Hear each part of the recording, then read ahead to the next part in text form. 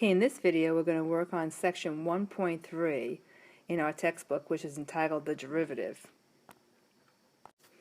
Okay, on this first page, well, first off, you see your homework assignment, which is right here. And the one thing you need to know is that you're going to do number 63 using the difference quotient, which will become apparent in the notes. So going through the notes, we have an outline for section 1.3. And some of these will just be derivatives, and we will refer to them in more detail later on in the notes. But for right now, we're going to start with derivative. So the derivative is just the slope of a function. So derivative is another name for the slope of the function. And FCN is my abbreviation for function. Differentiation is just equals taking the slope of the function. So therefore you can say, I want to find the derivative, I want to differentiate the function, or I want to find the slope of the function, and all three things mean the same thing. So therefore slope and the derivative, are all equal, okay, or all equivalent.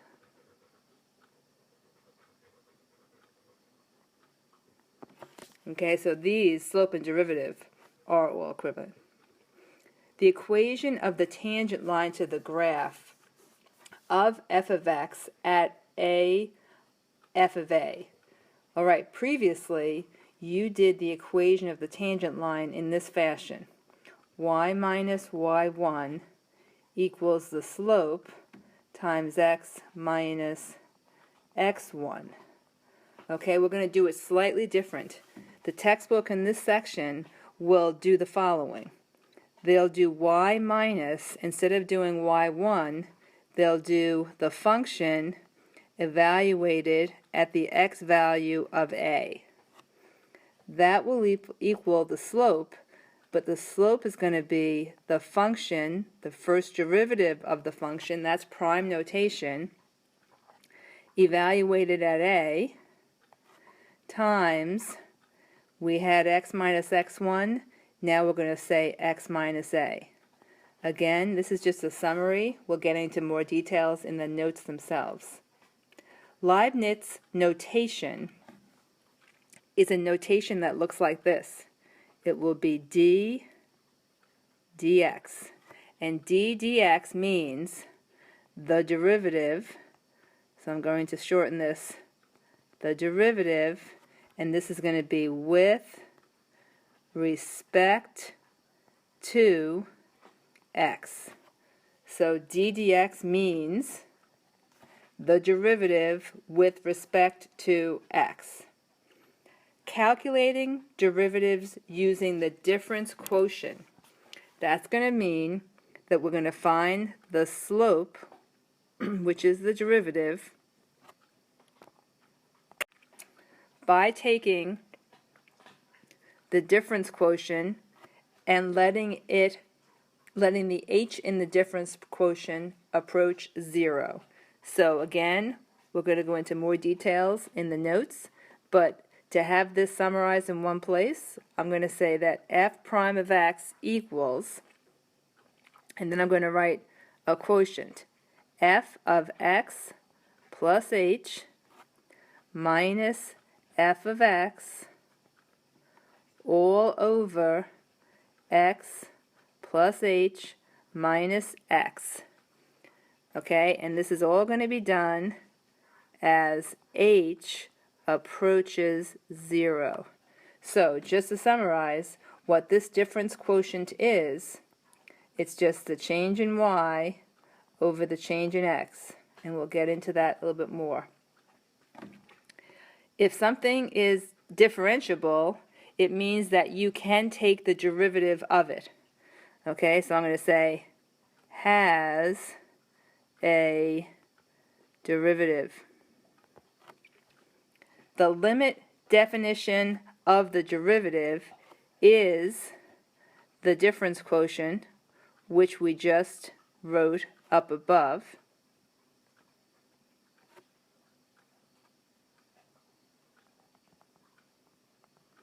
Okay, and the limit calculation of the derivative is taking the limit as h approaches 0 and determining the actual slope. Okay, the limit, the calculation. So take, I'm going to say the difference quotient and have h go to 0. So it's pretty much the same thing as the limit definition, but it's actually doing all of the work. So that's the first piece of the notes. Now we're going to start the notes on the next page of the video, but it'll be the bottom of your first page of your notes. All right, the bottom of the first page, it says the derivative definition, and the definition is that the derivative is the slope of the function. So derivative definition, so it is the slope of the function. Okay, now we're going to do some notation. This is very, very critical. So I'm going to write notation here. So, for example, we're going to start out using prime notation. So we know that if I have a function x to the third, from the previous section, we know that the derivative, or the slope, of the function x to the third is 3x squared. And we know that from the textbook. So this is the derivative right here using prime notation. Let's do the next one as well. So if my function was x squared, from the previous section 1.2, we know the slope of that function, and now I'm going to call it the derivative, and I'm going to write it in prime notation, so I'm going to call it f prime of x. That's going to equal 2x. So the differentiation definition is the same as the derivative definition. So I'm going to say the same as derivative.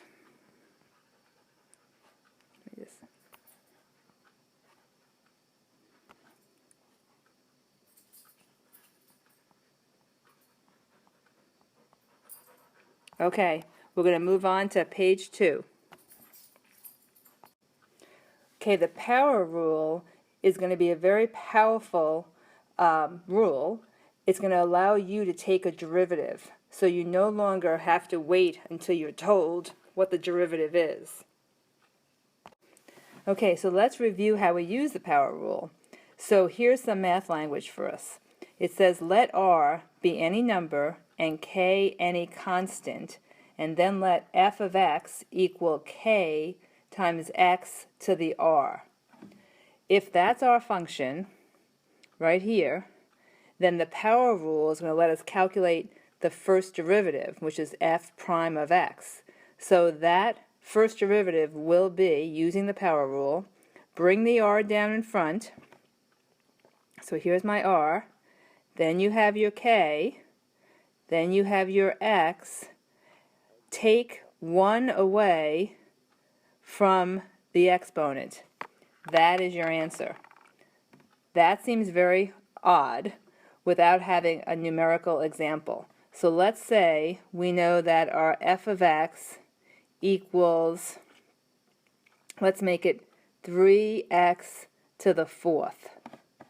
Your f prime of x will therefore equal 4 times 3, and then you bring down your x, and then you raise it to the 4 minus 1 power. So your answer will be f prime of x equals 12x to the third. So that's our example of the power rule. And what we're going to do now is we're going to do some more examples with specific cases. So my first question is, using the power rule, if you have a constant, how can I use this power rule since I don't have an x? Well, I don't want you to memorize another rule. So let's say we want to write our function so that we have an x, but the x that we're going to use is x to the 0 power. Anything raised to the 0 power is 1, so that doesn't really change our equation. Our equation still is just really f of x equals 7. So let's use the power rule. So f prime of x, so here's our notation for the derivative, is going to be 0 times 7 and then times x to the minus 1 power. Well, let's think about that. 0 times anything is just 0.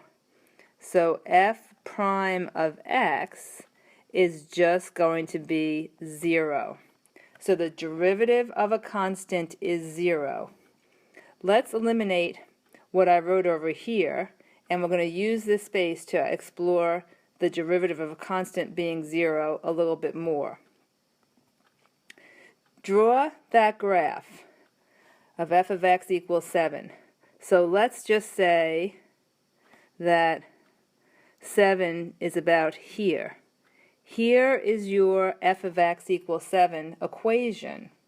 So if that's my equation and I want the derivative and I understand the derivative is also the slope, isn't it true that the slope of a horizontal line is 0?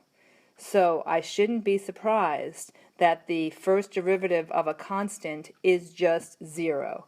It's consistent with my graph. So think about that. Let's go on, and we're going to use the power rule with a line this time. So here's your function, f of x equals 7x. So f prime of x, I should back up for a second. If there's no power obvious, it's to the first power.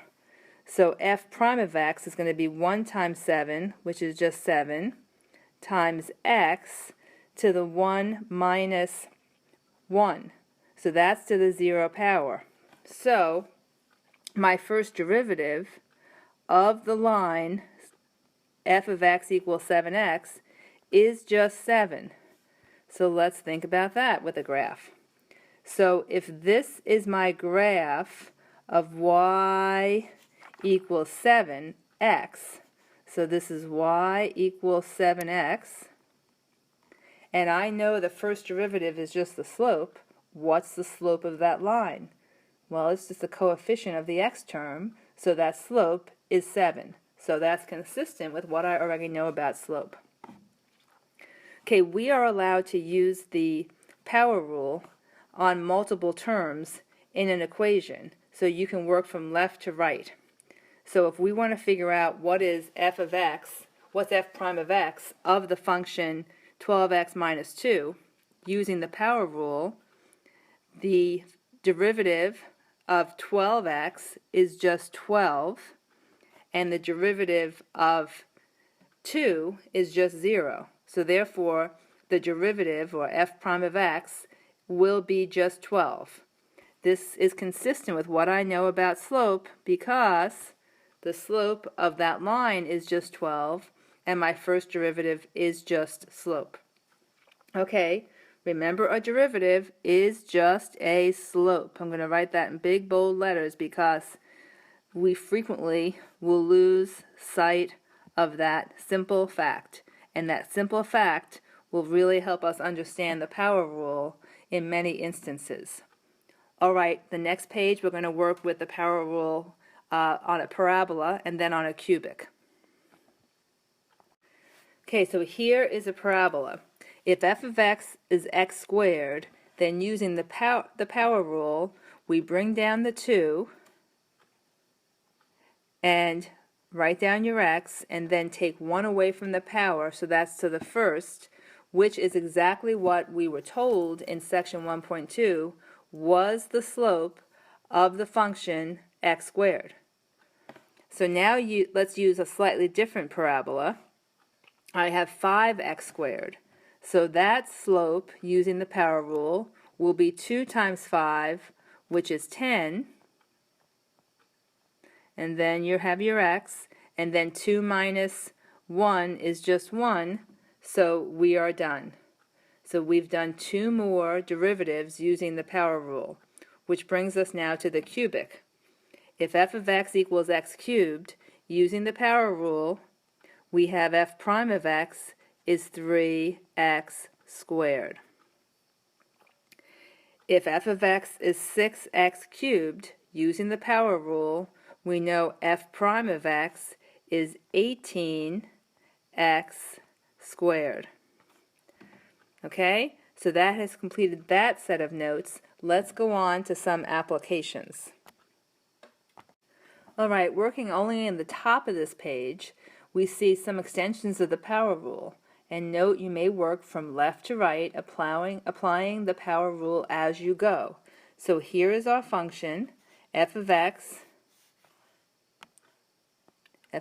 equals 3x squared plus 2x plus 7. So going from left to right, f prime of x, remember the notation is very important, will be the first derivative of 3x squared is just 6x. The first derivative of 2x is just 2. And the first derivative of 7, using the power rule, is just 0. So that's our first answer. Going to the next problem, we have a cubic and we have 4 terms. So working from left to right, 3 times 7 is 21x, and then reduce 3 by 1, and you get 2, plus 6x plus 2. Okay, so that is your derivative. Let's make some observations. Do you see that this first term is a parabola? And the derivative of a parabola is a line. The second problem we worked on was a cubic, and the derivative of a cubic is a parabola. See how you go one step down with your power? So that's just something to observe. You can go on and take second derivatives and third derivatives as well, but we're just going to do first derivatives at this point. Now let's go on to working with radicals. Alright, working with radicals. Remember we talked about in class that you're not going to have square roots so much in calculus class. In fact, you want to be able to change your square roots to fractional exponents so that you can utilize the power rule and take derivatives. So our first step is going to go down the first column and rewrite each of these functions as fractional exponents. So the first one, f of x, is radical x. So therefore, our f of x can also be written as x to the 1/2 power. F of x equals the square root of x cubed, so that can be written, write your x, and then let's think about this. It's the 3rd power, and then the index number is 2, so that's the 3/2 power. The next one, f of x equals, x is your base, that's the 1/5 power, and here we have a constant. Don't worry about that constant, don't be intimidated by it, just bring it along for the ride. Write down your x, and that is the 1/4 power. Alright, now that we have our functions in terms of fractional exponents, we can take the first derivative using the power rule. So f prime of x will equal 1/2 x. 1/2 minus 1 is -1/2. F of x equals x to the 3/2, so f prime of x equals 3/2 x to the 3/2 minus 1/2 is 1/2. Okay, the next one, bring down the 1/5, and then x. 1/5 minus 1 is the same as 1/5 minus 5/5, so that's the -4/5 power. And for the last one, f prime of x, you have your 6, but you're going to bring a 1/4 in front of it, so that's really 6/4. And then you have x to the 1/4 minus 1 is going to be negative 3/4. You can also reduce this one, so f prime of x equals 3/2 times x to the negative 3/4. Okay? So the next little section is working with rationals, and it's very similar to working with radicals. Alright, so working with rationals, note your first step is to change the rational to a negative fractional exponent. So here's our function, f of x equals 1 over radical x. So maybe my first step would be to do this and make this 1 over x to the 1/2, so that my next step would be to make this x to the negative 1/2. And now it conforms to the power rule, so I can use that to take my first derivative, and I will get negative 1/2 x to the negative 3/2 power. Okay, now a little quick extension. Can you get that back into the original rational form with a radical in the denominator? So let's think about this.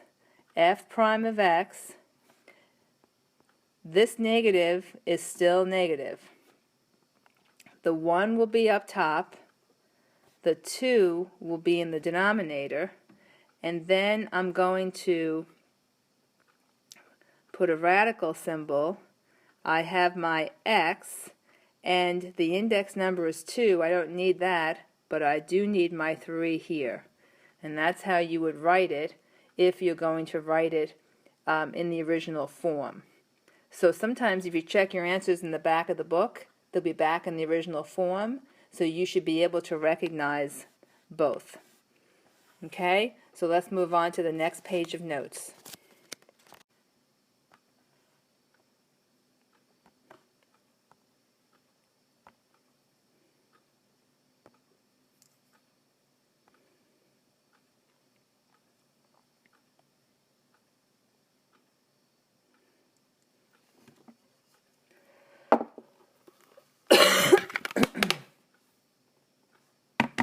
Okay, so here we go, practicing number 2. Here I have, I'm going to freeze this for a sec, there we go. Here we have f of x equals x squared minus 2x plus 4. So what do I know? I know that f prime of x is going to equal 2x minus 2 using the power rule. F prime of negative 1, which will get me the specific slope, is going to be 2 times the negative 1 minus 2, so that's going to be negative 2 minus 2, which will be, let me just see, yeah, which will be negative 4. So that is my slope. Negative 4 is the slope that I want. Next, let's get our y value. We go back to the original function and we evaluate the original function where x equals negative 1. Negative 1, look at my notation, squared minus 2 times negative 1 plus 4 will get me my y value. Negative 1 squared is 1. A minus 2 times a negative 1 is a plus 2, and then plus 4. So my y value in this situation will be 7. So I have my slope and I have my y value. I am now ready to write my equation of the tangent line, which is what this problem is calling for. So y minus y1, our y1 is right here with a value of 7, equals my slope, where x is negative 1, is negative 4, and then I'm just going to slide down here, and I'm going to say x minus, and my x was a -1, which flips that sign to a +1, and that's my equation of the tangent line drawn to the function f of x, where x equals -1. Okay, we're going to take a second to talk about a different kind of notation, and that notation is called Leibniz notation for derivatives. So far we've used f prime of x, so this was prime notation, and we use that to indicate a derivative. So the other form of the notation is this Leibniz notation. So Leibniz notation, we can express the derivative in one line of type. So we would say the derivative with respect to x of this function is f prime of x. So for example, if you plug in a function, the derivative with respect to x of this function is 6x to the 5th. Okay, up to this point, we would have said it in two lines. We would have said f of x is x to the 6th, and thus f prime of x equals 6x to the 5th. So I want you to be able to use and recognize both the prime notation and the Leibniz notation. You cannot blend them. For example, you cannot say d dx equals 6x to the 5th. Okay, this is a no-no. So you either go this route and do it all in one line, or you first give your function and then you use your prime notation to give you a derivative. Do one or the other, or do whatever the instance calls for. Just don't do both. So let's practice this for 1 second. If I want to say the derivative with respect to x of 3x to the 7 is 21x to the 6th, that's how I would do it using Leibniz notation. If instead I wanted to use prime notation, I would first say my function equals 3x to the 7th, and then I would say f prime of x equals 21x to the 6th. So those are the proper notations for both of the styles. So let's go on to the next page. All right, this last section gives us a little preview of what's going to happen in 1.4. And in 1.4, we're going to be using the difference quotient and limits to calculate derivatives. So question 63 in the homework, you're going to need to use this difference quotient to do it. So the difference quotient is written like this.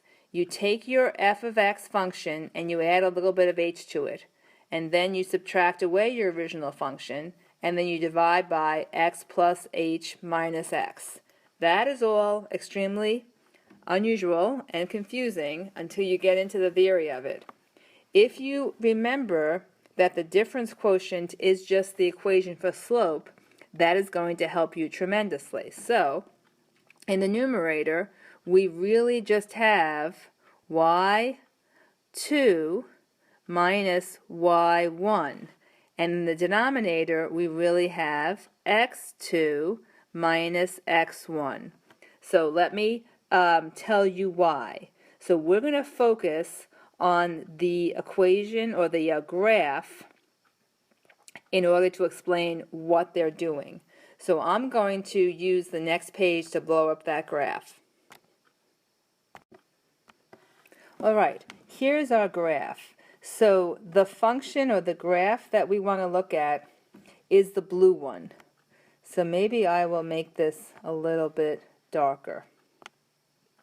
So this graph right here is a function. It's an unknown function for us. And we would ultimately like to know what the tangent drawn right here at point P will be. That's what we ultimately want to know. In the meantime, we're going to look at the dashed line. That dashed line, so the dashed line, let me just quickly highlight that, is right here. Here's our dashed line. That is a secant line. It's called a secant line because it crosses the function that I drew in blue in two places, at P and at Q. So that slope of the tangent line is what we're going to first calculate.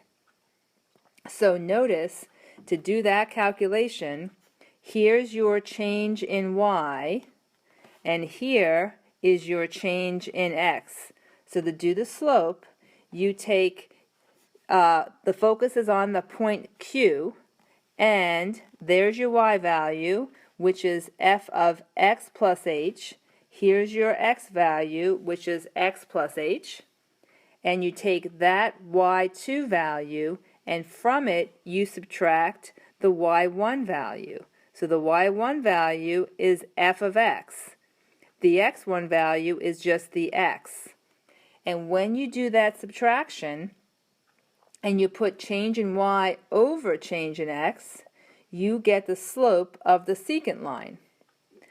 But remember, we ultimately want the slope of the tangent line all the way back here at P. So let's just see if we can change that color. So we really want this slope over here, which is the slope of a tangent line. So let's think about what that means. So we would like to have this h, this distance h, go to 0, because when it does, we move our point back here, and we will ultimately get the slope of the tangent line. And we know the slope of a tangent line, where it hits the curve only in one place, will approximate the slope of the function at that point. That's the theory. Now how do we do it? So I'm going to work through the practice that's at the bottom of this current page, but I'm going to do it and talk about it as I go so that you'll have an understanding of why I have typed what I have typed there for you. All right, if I want to develop a difference quotient, and my ultimate goal is to find, let me just go back, is to find f prime of x, right? I'm going to find the slope, and I'm going to do it as h goes to 0, and if my original function, let's say it was x squared. Now we already know that that slope is going to be 2x. So let's see if we can use the difference quotient to get that 2x value. So I take my function, which was x squared, and I add a little piece of h to every x I have. So the difference quotient is going to equal x, add a little piece of h, and then square it like you do in your function that you've been given. Subtract away from that your original function. Then take your x with a little bit of h, and then subtract away your x. That is what we want to do. Now notice something's going to happen here. I'm going to change to red, and I can see right away that these x's will cancel, and I am left, because they're opposite signs, I am left with h in the denominator. So if I went ahead and set h to 0, do you see how that function would be undefined, and I really wouldn't go any further? And I know the slope is not undefined. I know the slope is 2x. So let's go further using some algebraic manipulations. Okay, the first thing we're going to do is we're going to expand the x plus h squared by foiling it. I would then get x squared plus 2xh plus h squared. And then you're going to take away your x squared. Okay, that's my numerator. My denominator was just an h. So now I want you to look, and you see how this x squared and this x squared are opposite signs, so they're going to cancel. What you ultimately want to have happen is all your terms in the numerator that do not have an h attached to it should cancel. If that doesn't, go back and check your math. So I'm going to rewrite this one more time. And now I'm going to say f prime of x equals, let's factor out the h in the numerator. And I'll show you why in just a second. Factor out your h, you are left with 2x plus h, and then remember we had h in the denominator. So now at this point, what can cancel? So looking at that, you see how the h's can cancel because that's just a fancy 1? So at this point, we can take the limit, because remember, we're doing this limit, and we abbreviate limit as LIM, as h goes to 0. Once h goes to 0, you have your slope. So let's set h to 0. My slope ends up being just 2x, which is exactly what I needed. So that's how you use your difference quotient to get back your slope. So we're going to talk about this a lot more, but in the meantime, I want to just do that one last little page, and then we're done with the notes. Okay, this very last page touches on another feature of section 1.4, and that's differentiability.